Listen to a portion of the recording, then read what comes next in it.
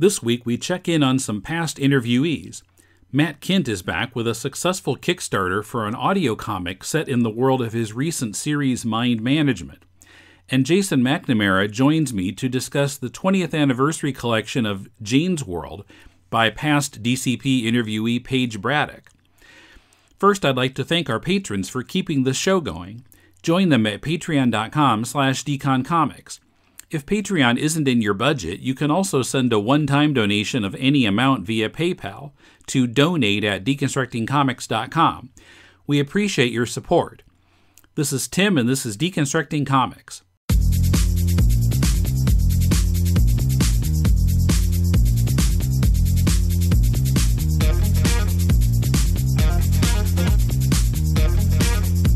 Welcome to Deconstructing Comics. This is Tim in Tokyo. Way back in episode 200 of this podcast, I interviewed Matt Kindt, creator of such titles as Super Spy, Revolver, and Mind Management. Recently, he held a Kickstarter to fund an audio comic with a vinyl record set in the world of his Dark Horse series, Mind Management, which finished in 2015. Okay, I'm on the phone with Matt Kindt. How are you doing? Good, how are you? Okay, yeah, it's been a long time since we talked before. Well, I interviewed you 9 years ago, and then we talked a little bit at Emerald City in 2011, but that was the last time. So you've been keeping really busy since then, and you've been drawing comics and writing comics for multiple publishers. How's your work-life balance these days? Yeah, it's actually good. You know, it's ups and downs, and then the older I get, the more... the better I'm getting at balancing everything. You know, I think, like, especially in freelance life, you kind of just take all the jobs you can take early in your career because you have no idea where the next one's going to come from. And after a while, you start taking so much that it just you can't handle it. Mm-hmm. So then you sort of course correct and like, oh, okay, dial it down. There's going to be another job. There'll be another project. You know, there's something new on the horizon. I don't have to worry about it and just try to take everything all at once. And okay. So that's kind of where I've sort of settled into that now. So I kind of do the projects I feel like doing and take my time doing them. Okay, yeah, because I think I was in touch with you like around 2013, 14 about being on the podcast again, and you were just so swamped that you couldn't fit it in, I remember. Yeah, so we're talking this time because you've been publicizing your Kickstarter project. Now, I should mention, by the time this comes out, the project will be over, but we can talk about that. So tell us what the Kickstarter was for. It was for a comic book and record. It's like a standalone story, it's not in the Mind Management universe, the series I did with Dark Horse a few years ago. Mm-hmm. But this is just a standalone story where it's this format of these really long comics and records I had when I was a kid. You know, there's like G.I. Joe and Planet of the Apes. There's a really great Conan one. But it was a record that you play, and then the comic book that comes with it, you sort of read along, and then the record dings when it's time to turn the page, so you know when to turn the page and sort of follow along with the story. And that's kind of a format I grew up on, like when I was a kid. I had a ton of those records and I loved them. And then it was always kind of one of my back burner dream projects to do, like once I started getting into comics and making comics. And it was one of those things that I thought, oh, you know, it'd be fun to do that sometime. And finally, this last year, I was introduced to Clint McElroy, who does voice acting and had done a lot of radio work. And he was a huge Mind Management fan. And the idea of this project came up. And I was like, well, maybe this is the time to do it. You know, I'm not a voice actor. You know, I can do comics. I can't do that kind of thing. And he was willing to pitch in and make it happen. And it was really surreal. You know, he sent me the audio and I was like, wow, he sounded great. It sounded just like the old records and the way he acted and changed his voice and everything. And when I came in, I'm like, wow, now I gotta make a comic to go with this. And it was kind of a surreal moment. I'm designing the cover and kind of making it look like that old timey like 70s record, and I couldn't believe I'm getting to do what I'm doing right now. I feel super lucky. Okay, so did you write a script first, or what was the sequence here?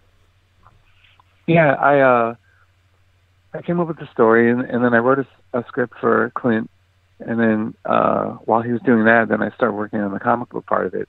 And the tricky thing was, I think when I started the project, even when I wrote the script for Kindt, I was like, well, I'll write the script and I'll just illustrate it, so the comic will go with the story like the ones I had when I was a kid. But when I started drawing it, halfway through, I realized that that's kind of pointless. It's almost like old comics, where it would have the caption that's describing what's happening, and then the picture within the panel is showing what's happening. I'm like, well, why? I don't need the caption and the picture to show me. It's just kind of redundant, and I felt like the comic book was turning into that, and so I actually scrapped everything and then redrew it all with the idea of the comic book sort of being an extra layer, or sort of adding something to the audio that you're hearing, and sometimes the audio adding to the visual, and sort of them working together in like a different way where sometimes it's conflicting with what you're looking at, the audio, and sometimes what you're seeing is sort of contradicting what you're hearing, but in interesting story ways, with character and plot and everything. So it ended up being kind of a crazy comic that the comic doesn't read on its own. Like, you can't just pick up the comic and read it. There's panels, there's captions, there's dialogue, but by itself, it doesn't necessarily work. You have to have the audio to go with it. Okay, that's interesting, because page dings and everything. Yeah. I was going to ask you if the audio could be understood by itself, but you're saying even the comic can't be understood by itself. Yeah, and I think if you listen to the audio, yeah, it's an interesting story, but there's parts of it where I think you would wonder what's going on here, so you kind of need the visual to go with it, especially the end, it kind of goes crazy at the end a little bit, but you have to have both, one of them doesn't work on its own, and it's interesting because until yesterday, I was the only one that had seen it all together, and I sent it to my editor for editing, and I was a little apprehensive. I'm like, because I'm looking at the comic, I'm like, man, this doesn't make any sense by itself when I'm just looking at it. But when you listen to the audio, I was hoping it would. And then he was the first person besides me to actually see it all and hear it all at once. And he's like, yeah, it works great. so it does work. But I was a little nervous I'd never done anything like this before. So, which is the thing that was exciting about it for me, but also the thing that once you're into it, and then the Kickstarter happens and it's really successful, then I started to get nervous. I see. Okay, well, that's interesting, because usually, when there have been audio comics, it's generally been like they make the comic, and the comic can be read by itself, and then somebody says, oh, let's do audio for this. But this was much more kind of, the things were built together kind of from the ground up, and they need to go together or you can't completely follow the story. Yeah. And I went back and listened to a bunch of my old records, and I'm looking at them, and they're fun because the story is being read for you exactly as it appears in the comic, and so you can kind of just study the art and look at the word balloons, make sure you're in the right spot. But it really is. I feel like those are a great tool for kids to sort of encourage reading. Get them to open a book, and follow along and learn how to read, I guess. But as a grown up, with the grown up stories, it made no sense to do something like that other than the novelty. I think if it had worked like that, it would be nothing but just like a nostalgia trip, like a like a fun thing, but kind of throwaway in a way. So this is kind of something different. I see. Now, mind management, for people who aren't familiar with that, can you talk a little bit about what that is? Yeah, mind management. My short pitch is it's spies with mind powers. That's sort of the dumbed down version, but actually, it spans like mind management is like a sort of like a secret society that trained these agents to use their minds to the fullest extent possible. Started in the 20s, beginning of World War I, and the original series ran 3 years monthly, and that's 6 volumes collected, and it spans from the 20s to present day. It sort of follows this agency and sort of the different agents and the different departments and the different training they receive and sort of them kind of influencing world history behind the scenes and using like advertising and different other kinds of sort of mental influences on large groups of people. Yeah, I noticed a number of your works. Of course, the first of yours that I knew about was Super Spy. You tend to be really interested in kind of spy or kind of mystery or even a little bit conspiracy theory type of thing. What interests you about that kind of story? Yeah, I mean, I think I grew up reading superhero books like a lot of comic fans, and I think there's something that sort of imprints on you when you read that, like almost exclusively growing up. But then as I got older, I realized, I don't really want to do straight up superhero books. But the idea of sort of the alter ego or the masked identity, that kind of thing always kind of stuck with me, like having this other secret life. And so to me, that was just a step sideways into espionage and spies. And then I'm also interested in history. So sort of combining those things is kind of like the cocktail for the perfect comic book for me. Something with secret identities and spies and secrets, but then couched in real history, really always appealed to me. I see. Now, about the Kickstarter, I was a little surprised that if depending on which version of it you choose, I mean, there's a digital version also, but it's advertised as being a book and a vinyl record. And I didn't know that very many people had turntables in this day and age. Why a vinyl record? That's the original format I grew up with. And so that was always the intent, was to do something that was literally that same format. And I've been a record collector for years, and it seems like the timing is right, just by chance. And that, I guess vinyl is sort of having a resurgence, with all the streaming digital music. I think what attracts me to it is the idea that you have to sort of sit there and actively listen. You can stream Spotify all day, and I do when I'm working, but I hear a lot of music, but I'm not really listening to it. So when I go home, I actually do like to sit down, actively pick out an album, put it on, listen to the music, and then just by virtue of me having to get up and turn it over and then make it an actual event that I'm listening to this thing, it makes me focus on it. I think that's something that is hard to do now. We've got things streaming on our computer and iPad or laptops, and music in your headphones, and the idea of sitting there and actively listening is something that doesn't really happen anymore. But I think people are starting to make a comeback. I think there's a lot of record shops, that are doing well, and music now is being re-released on vinyl again, and it's great. And I don't pretend to know enough about audio to argue for it sounding better than anything else, but I actually just like the physical, the tactile feel of putting a record down and listening to it. Well, what was the breakdown among the backers between people who chose the digital and people who chose the vinyl?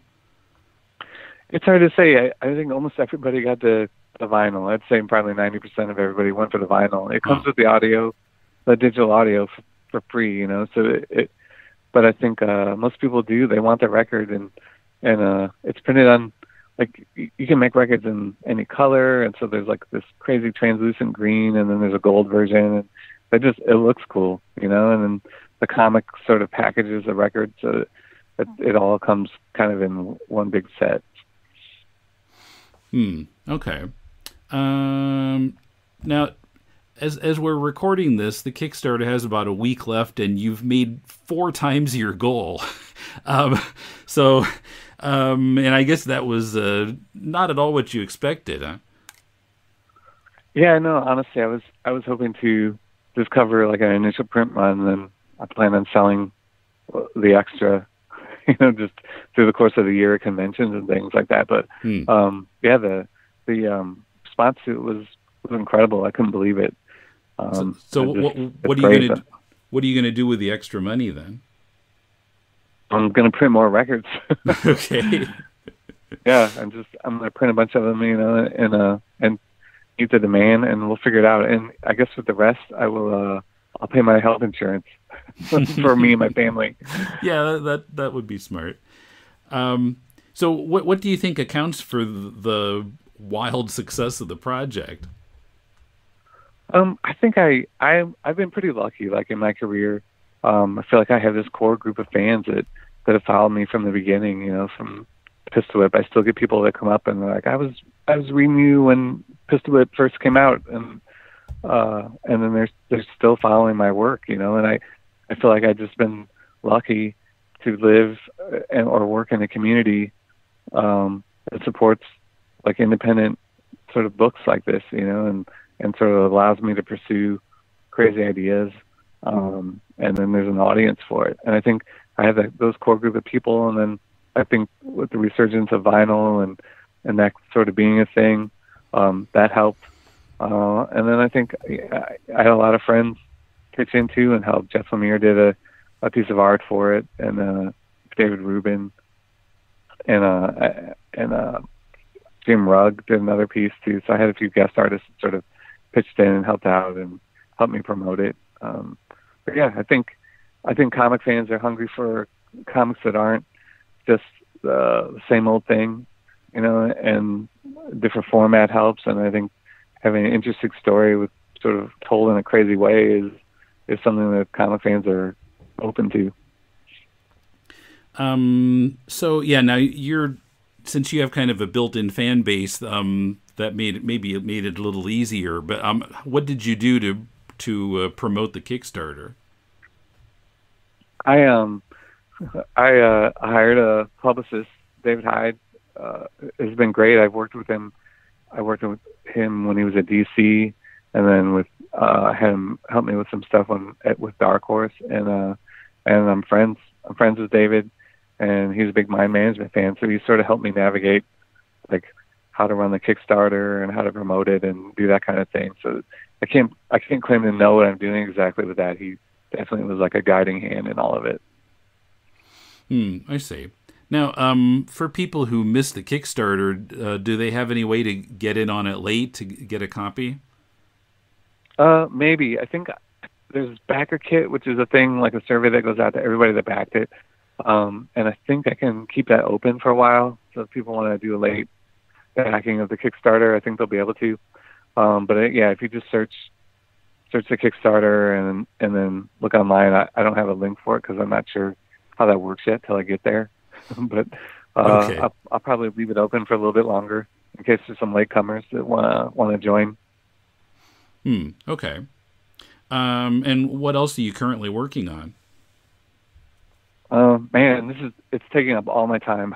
Oh, really? But Okay. I have a couple other projects that I'm a little bit late on or I'm barely on time with, but I'm drawing a Black Hammer limited series that from Jeff Lemire's Black Hammer. It's like a spin-off series. Okay. And then I'm doing what the heck else am I doing? I wrote a Planet of the Apes story for Boom that's going to be out in an anthology next year. And then the biggest thing that is about to come out in August is Black Badge, which is a new series that I'm doing with Boom. And Tyler Jenkins is drawing it, and his wife Hillary is painting. It's the same creative team behind Grass Kings. So if you like Grass Kings, this is sort of our next project together. Okay. All right. Well, really good to talk to you again. Good luck with everything else in the future. Yeah, thanks a lot. Appreciate it. Coming up, Jason McNamara and I talk about Love Letters to Jane's World, a 20th anniversary collection of Paige Braddock's strip, the first to be syndicated in the U.S. that starred a gay character. If you're interested in buying the book, you can help this podcast by buying that or anything else from Amazon. Just go to deconstructingcomics.com/Amazon and make that your bookmark for future purchases. We'll then get a percentage of what you spend. It costs you nothing extra and helps us cover web hosting and other costs of presenting this show every week. We really appreciate your support. Are you Batman? Oh, you must be, because that's Robin. Hi, Robin. Yes, Batman and Robin are here. And Tim and Paul are also here to evaluate the Batman TV show that took the nation by storm in 1966. How in the name of purple wombats do they manage that? To the Batpoles podcast looks at the writing, the music, the guest stars, how the show fit into its times, and much more. Look for it wherever you get podcasts or at tothebatpoles.libsyn.com. What better way to enjoy the show's 50th anniversary than with To the Batpoles podcast? Gosh, yes, Batman. When you put it that way. Okay, so now I'm talking with Jason McNamara for the first time in about a year. How are you doing? Greetings, Tim. How are you? Okay, and we're going to talk about this new release from Paige Braddock. Who, that name, by the way, doesn't that sound like an out-of-control cop? Oh, no. Shit. Here comes Braddock. Busting heads and just, going their own way. That's a great tough guy rule breaker name. Yeah. Love Letters to Jane's World. This is a best of Jane's World to commemorate 20 years of the strip. It's actually officially coming out August 21st. And it'll be paperback and Comixology. It's about 300 pages, best of, like I said. And some of it is stuff that I had read before. I can't believe it's been 10 years ago that I interviewed her, and I still haven't met her in person. Oh, wow. Yeah, I remember. We've done a few interviews, but we did a Martian Confederacy interview probably about 10 years ago. Right. Well, I was looking back at it. Yeah, the first time I talked to you, right, was about Martian Confederacy, which you wrote and she drew, and that was about 10 years ago. And then I think then you hooked me up with her, and I talked to her shortly after that. Yeah, she's great. If you're looking for a really objective review from me, you're not going to get it. Because I adore Paige, and I am just in awe of her in many, many ways. But, she does Jane's World, has been going strong for 20 years. She's also done a few books with me called The Martian Confederacy. She's also has a series of children's books called, I think it's Cecil Pond. Is the name of the strip. And she also does this. She also has a very demanding day job. So she works full time and does all of this, and is just a powerhouse. And every time I turn around, she has a new book. She writes novels. I am so lazy and embarrassed to even catch up with her when I see her, because she's like, "What have you been up to?" And I see the stack of new material she has, and I'm like, here's a doodle I did in a cocktail napkin, and I had this idea for a thing, but I was too lazy to write it. And she is a cartoonist. She is bursting with creativity and positivity and ideas, and she has the energy to do it all. And I just don't understand how she is possible. And she's kind and generous in all ways. And anyone can be overburdened and frustrated, but you would never know it, how much work she does and how generous she is with her free time and friendship. That she does the work of 4 people. I'm always amazed by her. So I am also very, very excited for this collection to come out, so other people can see what has been amazing me for decades. Mm-hmm. I hadn't looked at it recently. Of course, I read a bunch of it 10 years ago. But it's timeless, right? It's not like it hasn't aged well. It's still its own thing. It could. So some of these pages, I'm looking at them now, they have the date in the side of them, and I'm like, was this 2003? Was this 2007?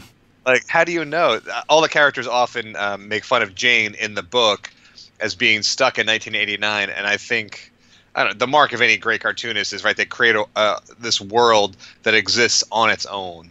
And Jane's world, much like I think Peanuts, which I think would be his closest comparative, has created a world that is timeless, that is not like the real world, but sort of parallels it or is the best of the real world.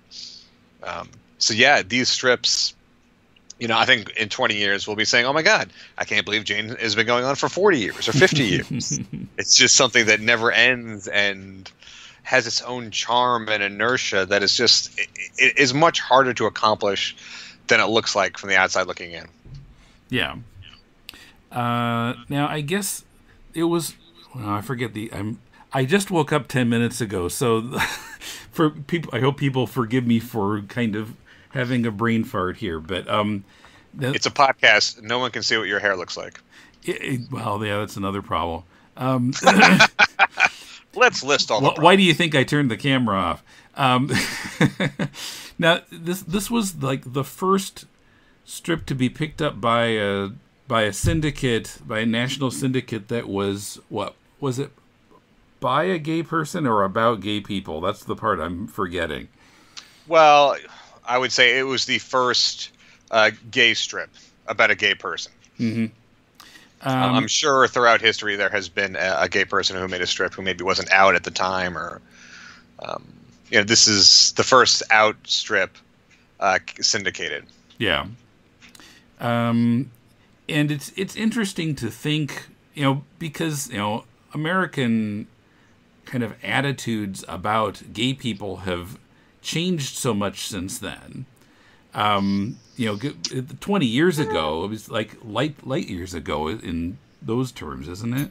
In hindsight, when you think about the Ellen reveal and what a tremendous moment that was, I think we take for granted how taboo or the conceptions around gay people at the time. You know, you had the Anita Bryant very famously said, gays don't reproduce, they recruit. So there was this panic, right? There was this whole blurring of the lines of what gay culture meant, and there was like this danger outlawedness to it. Now, I'm not going to pretend to be some paragon of liberal ideology. I lived through these times myself, but I did have 3 gay uncles. So early on, I realized, like, you know, gay people are just regular people, and it's no big deal, and it doesn't define their lives. You know, that's not all they do. Is be gay all the time. There's regular people. And what I think is so charming about Jane's world is, yes, it is the first, probably a lot of people's first exposure to a gay cartoon character. But everything Jane goes through is so relatable and so normal that it sort of destigmatizes, especially at this time, what, you know, what people who don't have exposure to this community may think of it. So I think one of the things that she was was clever to do is it's not political at all. There is no agenda here. This is just a perfect world where gay people are just regular people having regular problems as anybody else, and it's funny and it's charming, and you quickly forget when you're reading it that this is a gay strip, right? It's a strip about people. It's a strip about family, and it's so relatable wherever you come from that. You have to remind yourself, yeah, this is not a political thing at all. So when it came out in the time, it was probably, I mean, if this is coming out in this strip, this is the 90s, late 90s, early aughts, and you're, you know, coming of age and you don't know any other gay people, this must have been a beacon. This must have been a light saying, yes, we can have normal lives. Yes, this is not, you know, it's not a curse. It's not a stigma. It's an invitation to adventure, like any other life should be. So in many ways, I think she was a very, very sort of subtle path forward for many, many people. Yeah. I'm not sure if I'd say it's a completely perfect world, because, you know, there's the part where I think they're in the South or something, and Jane is kind of concerned about being... like she says, you know, when people see us together, 2 women in the front of the car and 2 women in the back, it'll be like there's a flashing sign saying lesbians on board. And, you know, she said, then people will just see that, you know, they won't see anything else about us. Right. And I thought that was both kind of presented in a funny way, but it was also kind of sort of poignant, kind of thought provoking. Because for straight people don't have to worry about that. That's. We can blend in. Yeah, blend in, exactly. But so it gives us a little insight, I think, too, into what gay people have to kind of watch out for that straight people don't. Well, Paige is also from the South, so she may have an insight into that world that I don't have, that I just have notions of. But as she is, the strip does move through very dangerous topics occasionally, and it does so in a very light way, in an insightful way. I don't think she's glossing over the problems facing the gay community. And as much as things have changed in 20 years, some things have not, unfortunately. They're still seen as the other, or you see all these court cases now that are rescinding rights for employers where they don't have to protect gay employees. And, there's always going to be this fear of people who live a life that is not your life, which is infuriating, as always. If you don't like something, just don't do it. How hard is that?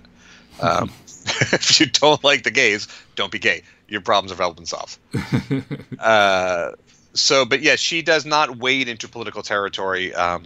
She skirts around it. She keeps things light, and she keeps things focused on the relationship between the characters and the joy of Jane and the relatability of Jane. And that's a restraint that she has. That has to have been a decision, because if you have this character that has this access, how do you wield that influence? How do you wield that? And I think she has done a very, very good job of keeping it a joyful, character-driven strip. And the politics are there if you squint and you look at it from a perspective, but it's not a message strip, right? Because then the message would be ignored. Yeah. There is one part sort of later in the book, or later in the series, where the log cabin Republicans are referred to. Some of them kind of appear, but it's in sort of a goofy way. I mean, it doesn't get really political there. Right. And that's... I mean, you think of all the frustrations, all the things that have happened during the course of this strip. She has focused this the right way, and she's got a great voice, and like her comedic sense of timing is sitcom perfect. And she's been doing this for 20 years, and the beats are there, the comedy is there. Yeah, well, I that was something I noticed too, because in the early strips, it felt to me like some of the jokes just felt a little off to me somehow. Like, well, I guess that kind of works. But you get later in the book and like, oh, okay, she's ironed that out. It's right. The gags are working a lot better as it goes on. Yeah, she's more comfortable with the timing and just the storytelling. All of it improves. And this is an anthology over years and years and years. And if it wasn't really for the dates that I occasionally catch in there, I would say this is a pretty linear experience. I don't feel like there's any story gaps missing. I think the way this is compiled is very, very smart, and that it really focuses on her interpersonal relationships. And, if you'd given this to me and said this was a continuous story, I never would have noticed a difference. It feels solid. The narrative is pretty solid in this collection. It was well chosen, these pieces. I went back yesterday and listened to my interview with her from 10 years ago, and wow, if I ever have any concern that I haven't improved as a podcaster, yikes, listen to a show from 10 years ago. There's a difference. It's true for all of us, Tim. You're not the only one. I look back at 10-year-old scripts and think, oh, boy. Is English my second language and I don't have a first? Is that what's going on here? But she talks about how... So the Syndicate depicted... I mean, she was in some sort of independent newspapers, but, for the Syndicate, basically, she was on the web, on what was then comics.com. Right. And she talks about how, at first, the Syndicate was concerned about if the strip got a little risque, and then she kind of, over time, talked them into... that was what people were sort of... The people who were reading it were sort of wanting that from the strip. And so it does get to be a little more about romantic relationships between women as it goes on, more than it was early on. Right, but would you really categorize that as risque or just normal human behavior? Well, yeah, I mean, but I think not just that, but it gets a little bit more like there's more sort of kissing between women as it goes on. Where I felt like earlier on it was sort of what avoiding page, Tim? that. Tell me what page. I'm looking at the PDF. I want to see this. I guess, I guess in the 90s, those old-fashioned timey times, that two women kissing in a comic book strip may be scandalous. Yeah, I mean, how ridiculous, really. But... Yeah, and then there's the part where, it turns out that Ethan has taken over the strip, where it's him and a bunch of women taking off their clothes and getting in a hot tub, and we don't see anything X-rated or anything, but. Yeah, I mean, I don't think we would have seen that in the first couple of years of the strip. Maybe not, but I think she has proven, at that point, she had proved herself and her sense of humor and her sensibilities that, I mean, there are certain things you just don't expect in a Jane's World strip, and, like, hardcore sex, death. I mean, this is not that kind of book. No. I always like when Jane gets in trouble, because I'm like, oh, is this the issue where she's going to get mauled, or there's going to be a horrible on-screen death? No, this is not that book. I mean, you could just trust this book. I don't know. I think at a certain point she has earned her, you know, the vibe she is going for and the sensibilities, and you trust Jane and you trust Paige and wherever the boundary between the two of them is. You sort of know who they are as a person, and you can go with them to a risque place like, dates or spending the nights or girls making out. And know that she's going to do it in a way that is very thoughtful and that is very playful and just full of respect and appreciation for people, Yeah, well, and also, there's some universal appeal. Jane is kind of a goofball, and everybody is kind of afraid to trust her on certain things, and that has nothing to do with her being gay. It's just how she is, and I think a lot of people... Well, and she told me in the interview, and you can kind of see it in the book is called Love Letters to Jane's World, and that's because there are a lot of little comments in it from other cartoonists and fans. Terry Moore's in there. Yeah. And she told me in the interview that a lot of kind of straight guys are into the strip, and they'll write to her and say, "Oh, I love Jane," and it's just because of kind of the universal appeal of the character. Yeah. It's just, I mean, it's a great strip about a character who just happens to be gay, and all of her troubles and tribulations are really relatable and funny, and I think it's a great strip, and I think I don't know. I just love it, and I think it deserves a much bigger audience. I mean, I actually don't know the size of her audience. I'm just glad that she's getting the spotlight that she deserves, because this is a tremendous amount of work, and she has steered it flawlessly for decades. It was interesting to me also that, particularly kind of as the strip goes on, I mean, not only does the fourth wall get broken repeatedly, but also... At one point, there's sort of some confusion between the strip that Jane is in and the strip that Jane wants to make. It gets kind of blurred at some points, which I thought was interesting. Sure. I like that. You got to mix it up. People know they're reading a strip. Like, I do like that occasionally that we are commenting on the strip itself, and maybe it's not this or it's not that, or people want this other thing. And that's the thing. When you're a writer-artist, you can really go with your... you can adapt quickly to the audience, and you can adapt quickly to your whims and the meta-contextualism of... Is that a word? Meta-contextualism? It is now. All right. So the meta... Can you say it again? I don't think I can. I think it was a one-time, two-time thing. I like that because I take myself way too seriously to even think of doing something like that. But she is just so mirthful, and it's a cartoon, and she doesn't take it super seriously. And yeah, why not talk about the strip and the name of the strip, and all those things are probably things that Paige has dealt with in her life. So again, that's the blurring between Jane and Paige. Yeah. Okay, so yeah, this is coming out on August 21st, Love Letters to Jane's World. And if you haven't read any Jane's World, this would be worth picking up. If you have read it, maybe you got all these comics already. But I think it's really nice to see him in this format, and also it has a lot of great like natural breaks. So the PDF, I would pause.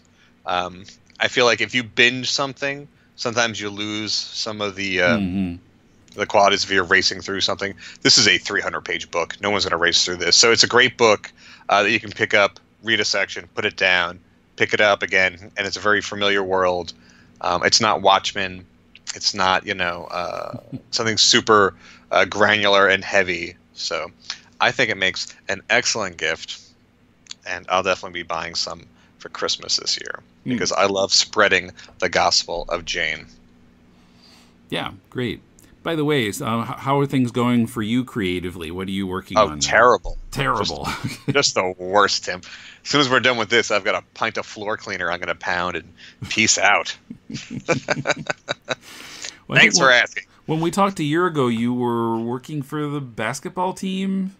I was working for the Golden State Warriors. I'd worked for them for a couple of years as a creative consultant, and we brought that relationship to its natural conclusion this spring. I've also been writing some video games for Maximum Games. I'm writing one now. I also recently kickstarted a horror graphic novel called Sucker. So we're working on the second volume now for the winter. And I am also working on a comic book called The Cicada, about a child killer that returns to the same town every 13 years. Oh. And it is a downer. I cannot wait for people to see what I do to innocent children. I've been keeping busy, Tim. Okay, that's good. Okay, all right. Thanks for coming on and talking about Jane's World. Of course. I hope I made up a bunch of foolish words that should never be used out loud.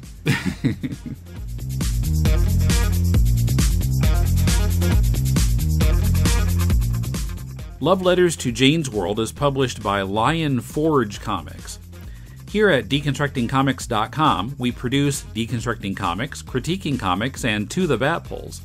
If you like our shows and want to support them, pledge at patreon.com/deconcomics. Help us make our next goal and unlock more vintage episodes. Also, please help us get noticed by reviewing us on Apple or any other podcast source. Tell the world why you enjoy Deconstructing Comics. We really need more iTunes reviews, so if you're listening to this, please give us a star rating and a short review. Even if it's just a sentence, let others know why they should choose this podcast over all the other shows out there. Another way to show your appreciation is simply to write to us. Email us at mail@deconstructingcomics.com or contact us through social media. Find all the links on the right sidebar at deconstructingcomics.com.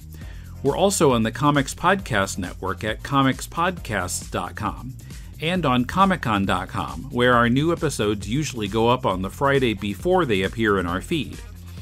Our theme is from bensound.com. This Thursday, Critiquing Comics is back. Mulele and I discuss Ken Holzhauser's goofball superhero series, The Quick and the Dad, and Oscar's silent graphic novel, Tabi. If you're looking for some constructive feedback on your comic, send it to us and Mulele and I will critique it on Critiquing Comics. Send it to mail@deconstructingcomics.com. We'll read at least 30 pages of it and critique it on the show. Last Thursday on To the Bat Pulls, part 1 of our discussion of the 1960s Batman fanzine, Batmania. What was in this publication and how did the subscribers react to the new look Batman? And the first hints that Bob Kane had spent much less time writing and drawing the Caped Crusader than everyone had assumed. Listen to the Bat Pulls in its own podcast feed on Apple Podcasts or other podcast apps, or at tothebatpulls.libsyn.com. Next week on this show, Kumar and Coom discuss Alan Moore's Marvel Man, or should we say Miracle Man? That's next Monday. Till then, this is Tim, and thanks for listening to Deconstructing Comics.